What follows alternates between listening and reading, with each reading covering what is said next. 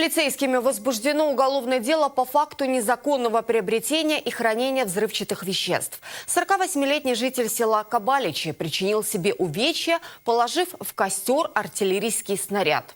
По предварительной информации, в июле текущего года потерпевший нашел боеприпас в лесу. Какое-то время он хранил снаряд у себя дома, а затем решил извлечь тротил, для чего нагрел снаряд. Произошел взрыв. Потерпевший в тяжелом состоянии был доставлен в больницу. Возбуждено уголовное дело. Санкция статьи предусматривает наказание в виде лишения свободы на срок до 8 лет.